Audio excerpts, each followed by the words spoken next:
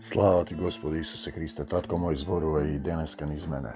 Нека Твојот дух биде двоостар меч на духот кој ќе оддели. Тие наместо да го слават Исус, тие слават денови, например. Ден цветници, па имен ден Цветко, кога Исус влегол во Ерусалим. Па првен тоа не е воопшто точно. Денот не го знаат точниот датум.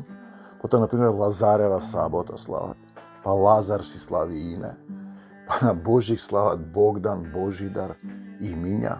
Па слават имиња на Богородица 3 пати.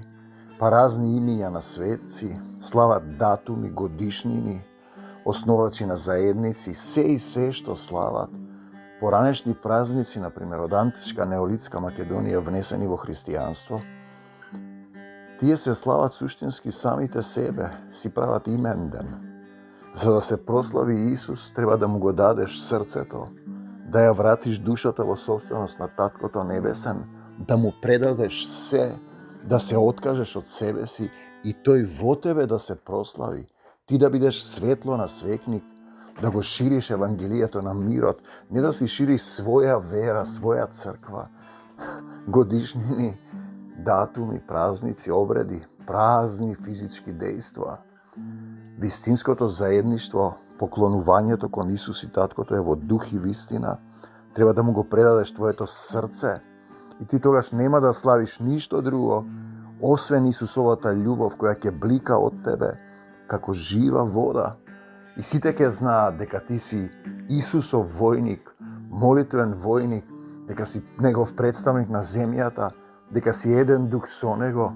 Ти ќе живееш надприроден живот во вечната љубов и ќе го бараш Царството Божјо, ќе го славиш Царството Божјо и се ќе ти се придодаде. Другото е подмет над сатаната, да си тераш своја вера, своја правда, своја волја, свое знаење, своји слави, своја религија.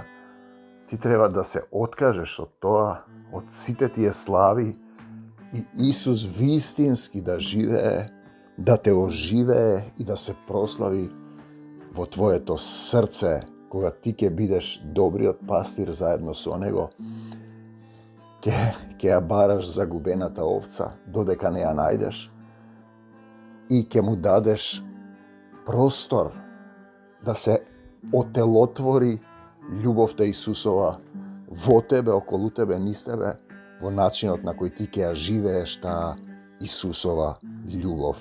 Амин.